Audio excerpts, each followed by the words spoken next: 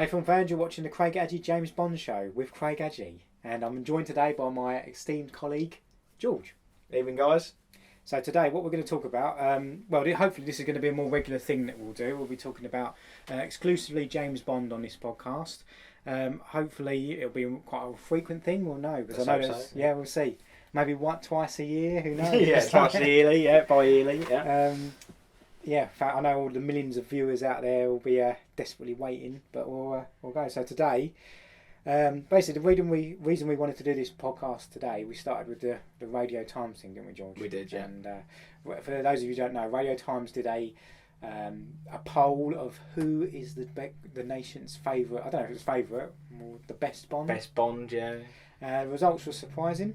Very. From memory serves, obviously Sean Connery won.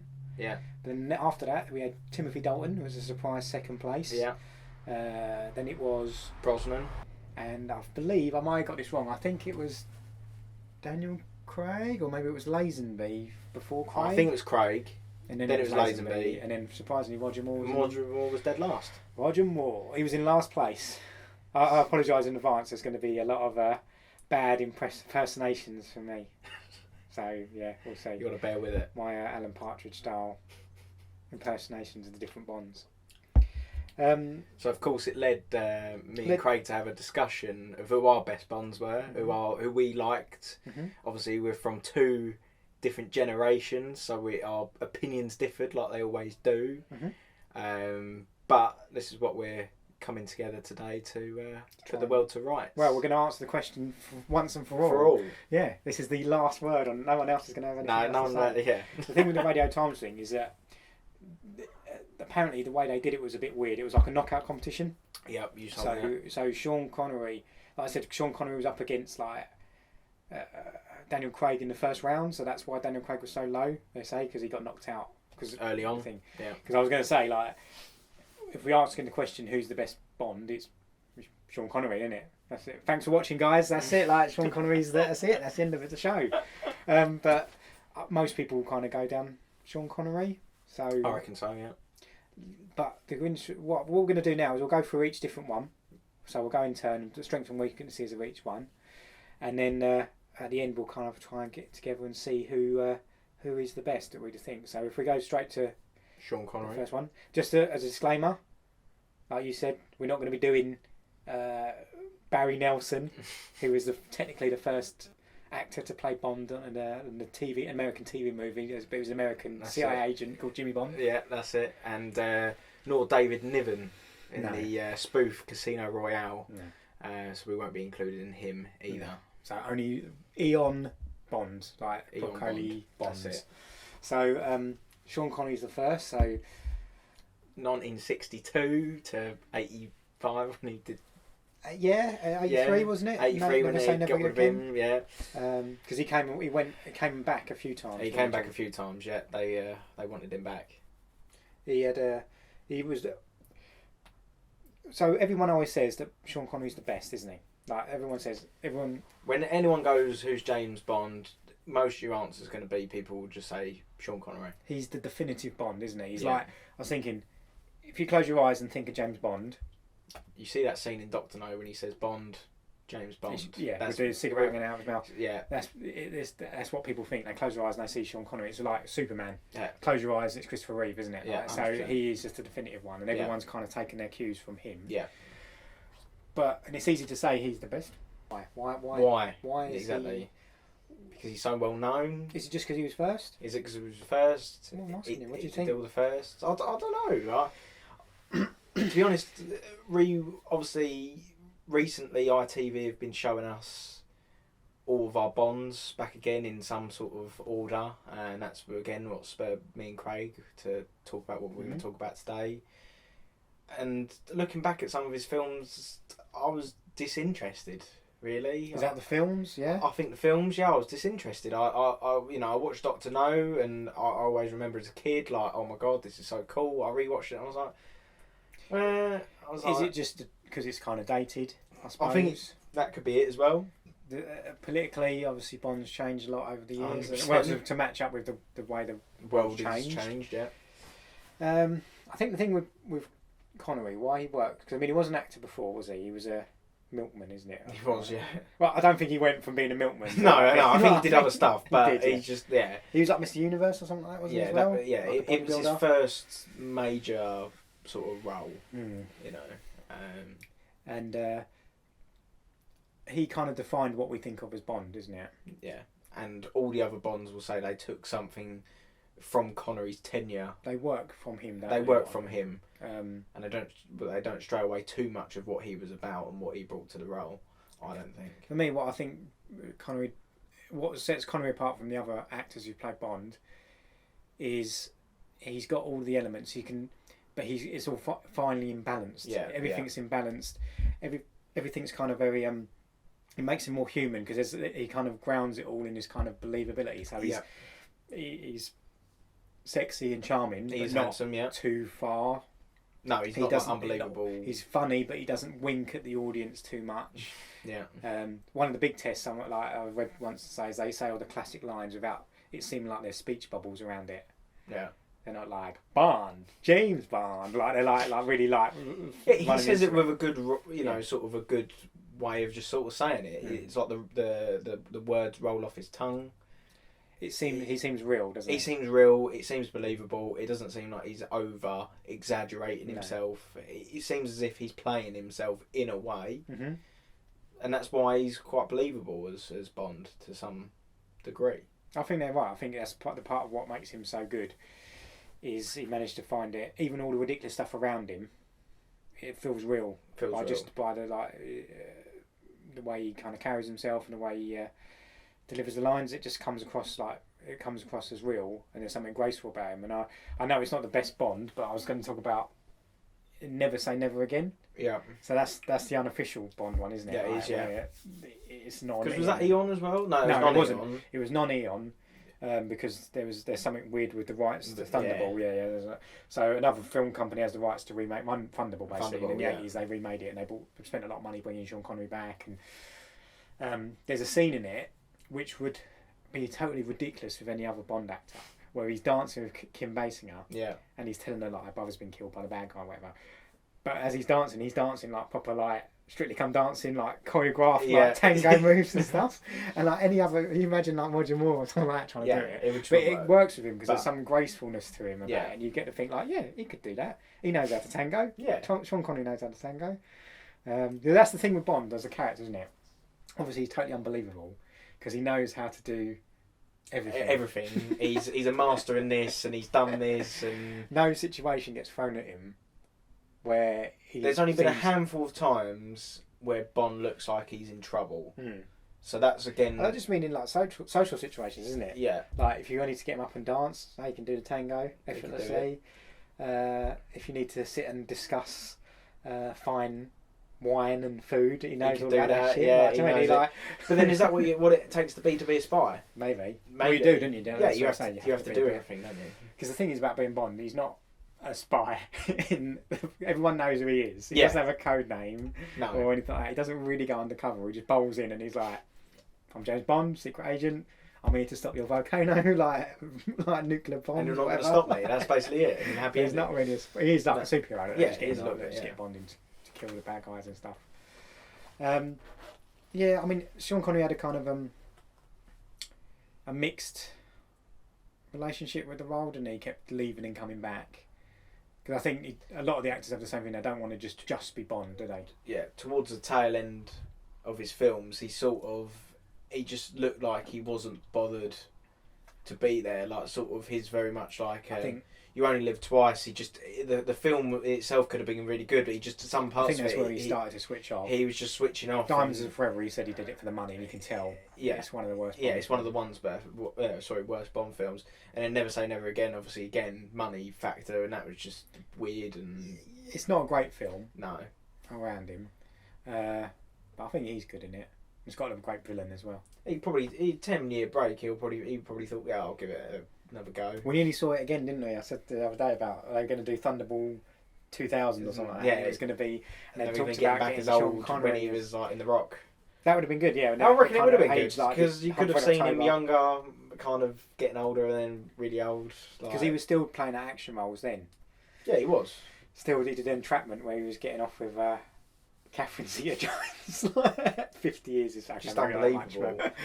Well, she went out with Michael Douglas. Well, yeah, true. Yeah. She used to went it, out, yeah. unbelievable.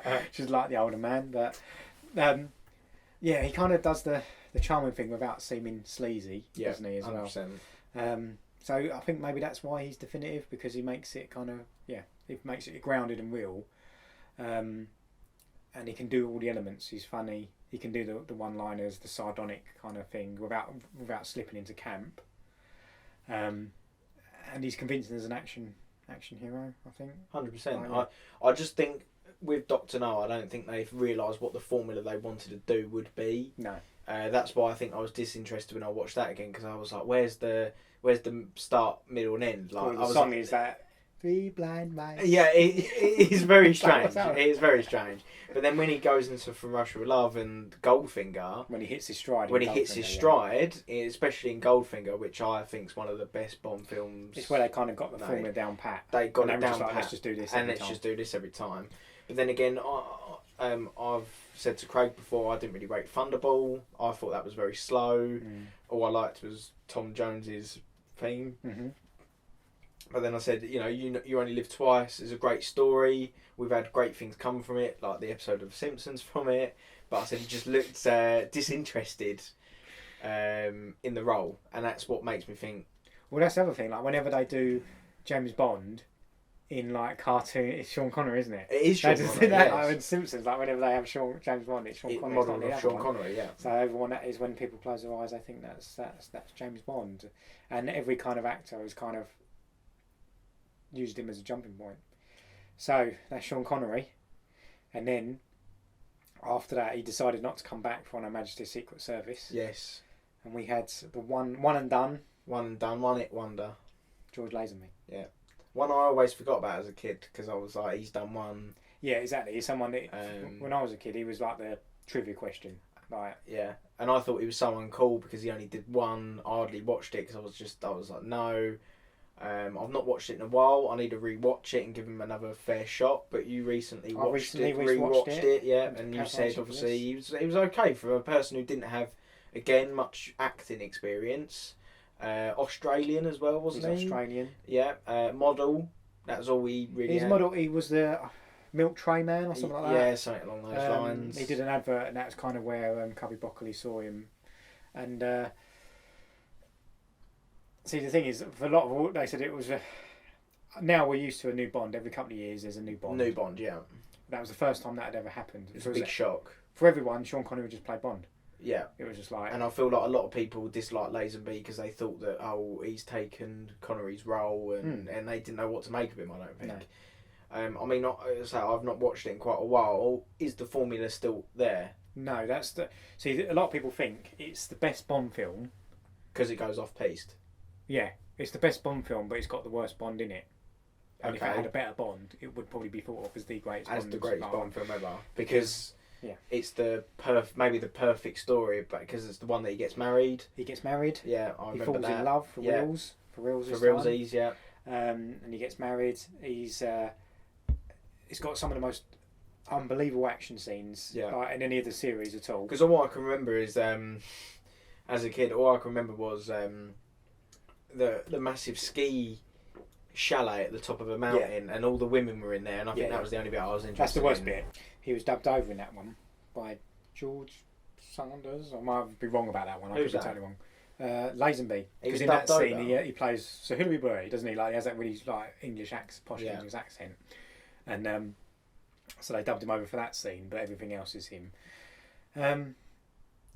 So what he's good at? One, he's a great action man. He's the most physically impressive Bond. Yeah, he looks the part. Yeah, and he looks like he can really handle himself. And apparently there's this, whether it's true or not, but there's this theory that because he wasn't really an actor, he didn't know how to pull punches. Right. So when he did his audition, he like proper smacked someone. And apparently I reckon he kept. And like I said, if you look at the way he punches and stuff, it's proper like action, close cut. Yeah. Like that. And there's a bit in it which like you couldn't imagine really maybe Dalton, but none of it, or Daniel Craig maybe, but there's a scene where at the end when they're rescuing Tracy from the the bad guy's lair in, like I said, in the chalet in the mountain. Yeah. The helicopter comes down and he jumps out of the helicopter and he slides down on the ice, shooting with his machine gun. He's like slides down on his belly, like, and he just jumps out of the helicopter like that. And he couldn't imagine Roger Moore or anything like that doing that. And George Lazenby like completely sells it because he's got that square jaw, he's massive. He can, he's believable. Again, he's the action Bond. Yeah, he's great. And but then there was also something vulnerable about him. Yeah. The film makes him like. There's a scene like where he upsets Tracy at the beginning, and he goes and finds her, and he wipes the tears from her eyes, like something you never see in like another Bond film. And then there's a bit where he's being chased by the bad guys, and he's like in this like winter festival thing, and he actually looks scared. Yeah. It's weird seeing Bond. He's like eyes wide open with fear, like running into everything. And it's like, is it because he just didn't know how to play cool? I don't know, but it works. Or maybe he was showing emotion, because I think a level of that character should.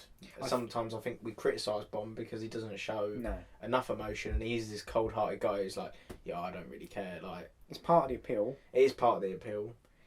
But I think you're right. Maybe they thought, like, this time we're going to do a more sensitive story.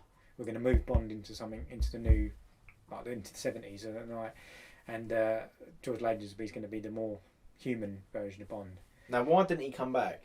He didn't want to come back. He didn't want to come back. See, the thing is, everyone criticises his performance, but I think if they'd kept him a bit longer, he could have been like Sean Connery and grew into the acting. Like, I mean, learn how to be an actor and like got a bit better. But he wasn't willing to do that. He didn't want to come back because apparently his agent said Bond was done.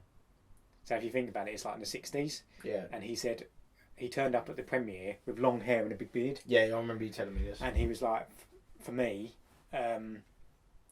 hippies were cool. Do you know what I mean? Like Dennis Hop, like that kind of stuff, like Easy Rider, that was cool. And that's what people were going to be wanting to watch. Bond was a square. Yeah.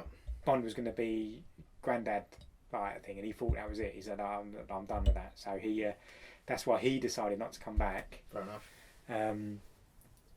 So, yeah, it's just an interesting little curio, isn't it? Like, you can just watch it. It's a very standalone film. Bond cries. Yeah. When Tracy dies, it's one of the best endings of any Bond film. It is quite powerful. I remember the ending in the cars, just shooting at each other, and she's just sleeping for a little while, isn't it? That stuff, which like you never seen Bond that vulnerable before. So it would have been quite cool to see where he went next with that. He could have sought revenge.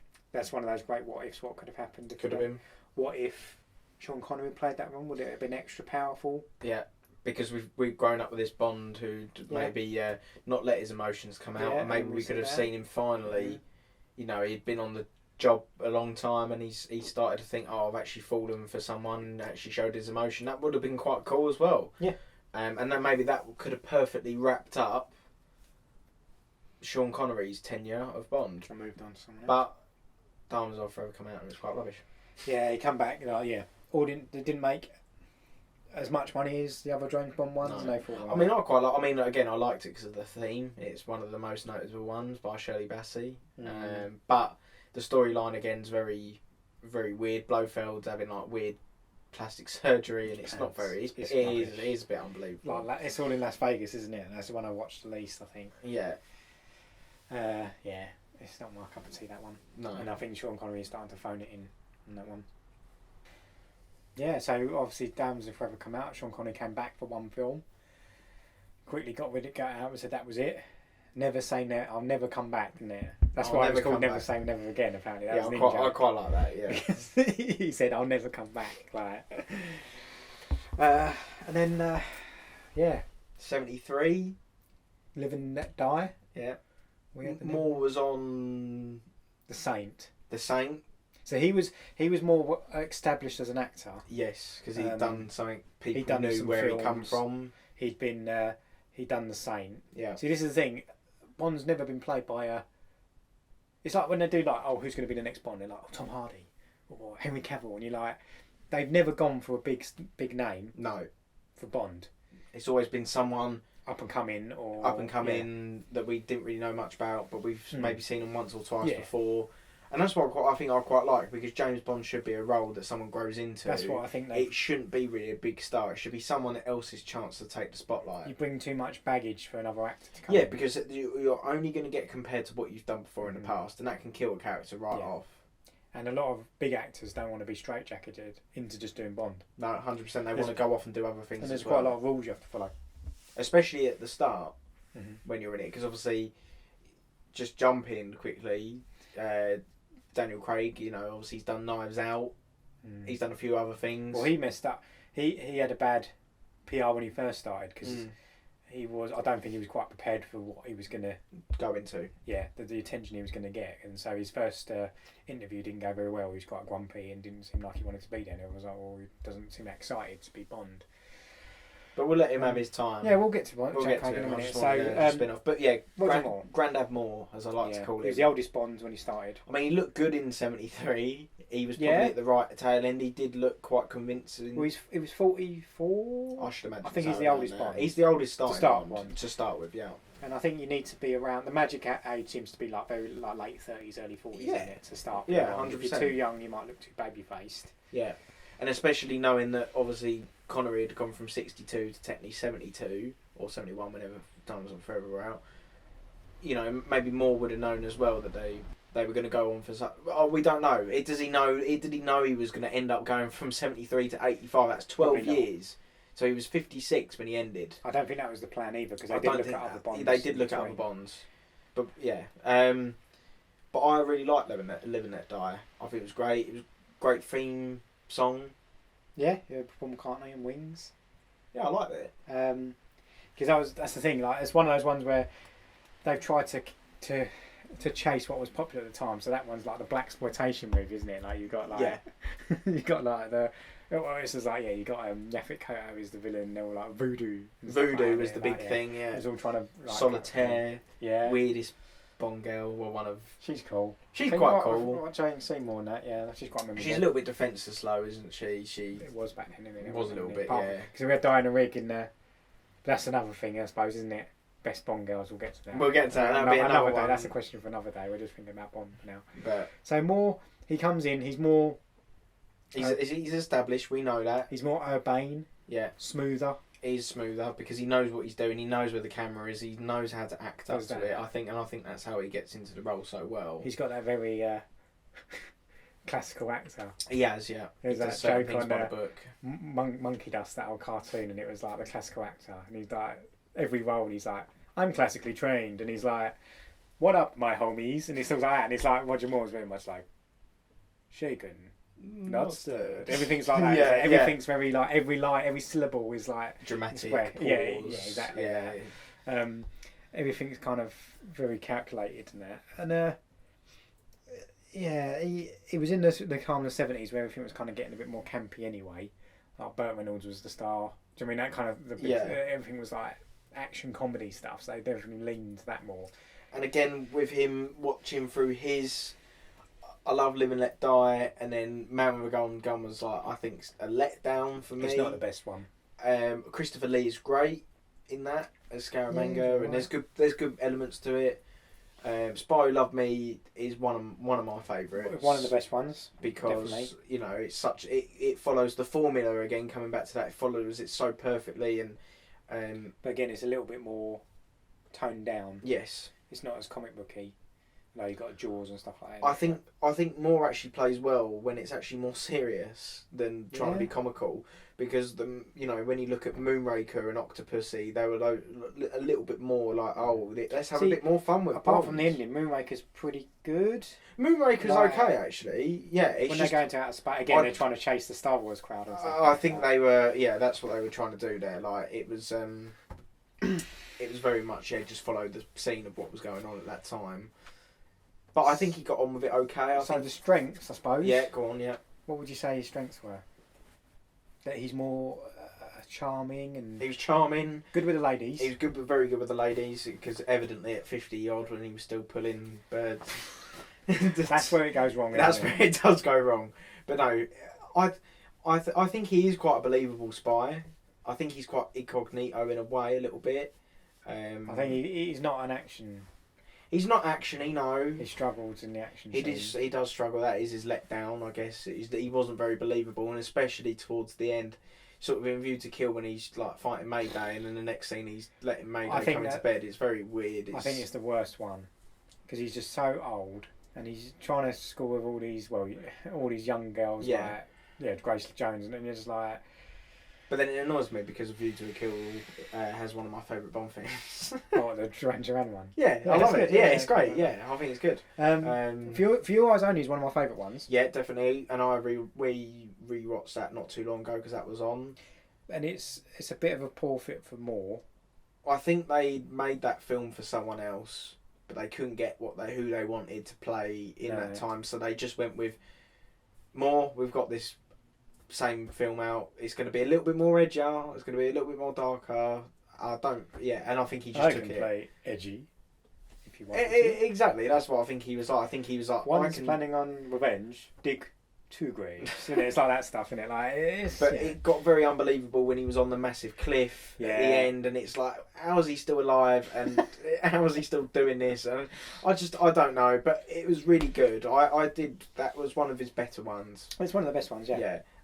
But then it disappoints me that they throw it all away and then just do Octopussy, which is one of the worst ones. I've never seen Octopussy because I've heard bad things. The title just makes you think it's a little bit strange. And the famous line for is it about octopuses? No, it's about. Is there octopuses in it? There are octopuses in it, okay. And it's about how they're kind of significant to the film. I don't think they're that significant. It's technically how they get Spectre involved in how they're doing with Craig at the minute. Oh, because Spectre's the symbol of the octopus. Yes. Okay. So Octopussy was supposed to be like octopus, pussy, octopussy. Yeah, I know. It's got to be an innuendo somewhere. There was a few good scenes from it, but then again, I was saying to Craig, there were so many politically wrong things, and I think it was just taking it a bit too far. I said one of the best scenes was the backgammon scene, the loaded dice. Moore plays it so well, but then after that, it just tails off, and I struggled to keep up with it. Then he dressed up like a clown or something? He dressed up like a clown because that was a 006 died at the beginning. He's trying to get revenge for 006. It's just unconvincing, and just it's not one of my favourites, but you should watch it. Why do you think? Is that why he's like often now people don't like Moore that much? Because he's too comical? I think because when they see him in that clown suit, you think, yeah, you are a clown. When you think of Austin Powers and what Austin Powers is mocking, think of Roger Moore. Oh, I think of Roger Moore, yeah. Groovy Baby. That's what Roger Moore is based on. Groovy. I don't think he'd ever say anything like that, though, would he? No, he wouldn't say anything. He was too cool for school like that. But when I do think of Austin Powers dressing up how he dressed, I think the closest Bond who could wear that would be Moore. So, and stuff like that. Well, yeah, he wears something like that in one of them, doesn't he? Probably because he's like horse riding or something. Probably. I'll just take a lot of ski scenes with Moore as well. There's a lot of skiing, and isn't there? I just got bored. Every scene I was like, I was Grandad Moore. What would you rather have? Skiing or scuba diving scenes? Okay, that needs a whole different podcast because that seems to be the most two overused Bond plays is either in the snow or in the sea. But if I was going to say, I'd rather skiing over skiing's the least exciting. Scuba, they're like moving really slowly, and it's always the same harpoon gun that it shoots. You can't tell who's who because they're all wearing black scuba diving until you zoom up into their eyes. You're like, oh yeah, look, there's more. That's literally, they've got like a whole a scene of everyone like the second unit team fighting. Like, where is he? Where is he? There's a cut to him in the swimming pool with big goggles on. Like, yeah. And it's like, so no, but that was one of my pet hates, and I said to Craig like that. That really is that's the thing. Yeah, it's just not. When I do Bond, I'm just going to do a. Oh no! They asked me for my pitch on James Bond. It's just going to be all snow and scuba scenes. Right, it'll just be set in the Antarctic when they're just skiing around. Yeah, and then they go underwater for it, and they come out and then back under again. Yeah, no. I just think, with Moore, there's a lot of like iffy stunts. Like he tries to do kung fu, and he can't. Yeah, he tries to fight other people, but he can't. And there's like a lot of stuff where like he jumps down and hides behind a dumper. Like the stuntman jumps off a wall and he comes behind a dumpster, and then Roger Moore comes running out from behind there. But we were saying as well, our dads obviously grew up with Moore more so, and I mean my dad he likes all of them, but your dad was saying that. Moore's what it should be like. More is comical, what it should be like. Yeah, it should be a mix of comical, a little bit of action, but that's not what me and you like. I also think it's a bit of a. It's like the Carry On thing, that old British thing that. Carry On. Old geezers chasing after young women and they're all hot for them. and they're superheroes. Yeah, I'm surprised. I mean, they did do And- Carry On Spying, but they could have just done Sid James and Barbara Windsor in Carry On Bond or something like that. And that Sid would have James been would have been a good one. It would have been quite Yeah. convincing. Yeah. James Bond. Yeah. It would have been good, that one. So no, but Kenneth, what's his name? Kenneth Williams. as one of the bad guys, I Blofeld. thought it would be Bond. Bond. James Bond. Anyway, Matron as Bond girl. That's yeah. that's getting off the point. Isn't it? But no, overall, Moore is okay. He has some really strong points. I just think the Eon spent such a long time trying to find the next new Bond. They were just dragging him along in all these. They were trying to experiment, like For Your Eyes Only. It was definitely different to what we'd seen before, because there was like throwing knives every scene. There was fucking crossbows. Yeah. Oh yeah. Yeah. I just think they were just trying something, because I think they were trying to obviously get like Dalton was in the talks there. It's the big man in a minute. The big man in a minute, man of the hour. But yeah, I don't think he was terrible. No. I don't think he's bad. Just looking back at some of his films, you think He's really did that dated. happen? He's very dated. The audience was still flocking to him. That's why I think they kept with Bond. With Moore, because Octopussy and Never Say Never Again came out the same summer. I'm pretty sure 83. They both came out 83. Roger Moore's one made more money. Yes. And they kind of realised because they stuck with him. They thought that Sean Connery would. The mere fact that Sean Connery would be back would blow Roger Moore out of the water. But obviously, people were quite invested in Moore and stuff, and realised he was the real Bond at the time. That should be a homework. You should go and watch Octopussy, to be honest. I'll go and watch it. I tried to look for it the other day. It's just the title, like, for years, and it's like that Simpsons joke, isn't it? Where Homer's like, you know what I love about British? Octopus. Oh yeah. I must have seen that film twice. Yeah, no, you're right. So yeah, that's what I think of it. And then View to a Kill, I'm like, oh god, that is just. Christopher Walken as a bomb baddie. I think it'd be good. You think it'd be good, then he comes in and he's like, Barnes. You know, it's crazy. I've But got you're James Bond. That stuff, yeah. Grace Jones Me, they. That stuff, innit? Like, yeah. is my martial arts instructor, but she whoops my ass. Yeah, exactly. So she can whoop yours. Yeah, that's the bit in the beginning when she's got his legs all like ratted around the yeah. And then Bond just calls Mayday into bed, and it's very awkward, very awkward, because Grace Jones shouldn't act either. She should stick to her day job, which is singing. Yeah, But I think she's all right in it. I think she's interesting. she sacrifices herself, doesn't she, at the end for Bond? Because she absolutely loves him, thinks he's Is God's it that? gift. Or I think She like Isn't opens. it because Zorin like Well, yeah, doesn't care about her? yeah, but then Right. she realises that Bond weren't just using her; he does actually The kind of magic like wiener. her. The magic Bond wiener. That's what Film Critic Hulk talked about. James Bond and his magic wiener. Yeah, it can change. It can change women. It can turn evil women good. Yeah, and that It happens. can turn- That happens in Octopussy. She's Does a it? bad lady. Like in the first couple of scenes, she's with the backgammon guy, and then 2 seconds later, Magic Winnie, she's like, "Actually, I want to fight the good fight." Yeah, And exactly. It's like, yeah, it's right. It's so good So- that she changes her whole life. True. And that's the thing. It's like and these wounded women, troubled women. Because isn't there that thing in Solitaire as well? Wasn't Solitaire? She's troubled She's got powers, but because he's on untouched. Magic Wiener, she loses it all. Because she's like a virgin and she's untouched, isn't she? So she can do that. This is like the old sexual politics of all the James Bond films, and and then Bond comes and he's. Oh well! Again, it goes into that kind of power fantasy and Yes. stuff. So, Moore, he's out. 1985, he's gone. He realised he's knackered. 56, wasn't he? I think. He did do, and this is what I saw the other day. He did do a weird documentary about Bond, but he was still playing Bond. I don't know whether you've I seen think I've it. heard of this. No, I've not. I've heard of it. I'll read about it. I only saw it the other day, and it was very strange because he actually played when there was no action scenes and it was just him having to look classy and cool. It was alright. It was just a weird documentary, and it was him on a train, like just pretending to be Bond. Yeah, delivering lines on how he would, and I just thought because there was no action, I thought it's quite believable. So you should watch that as well.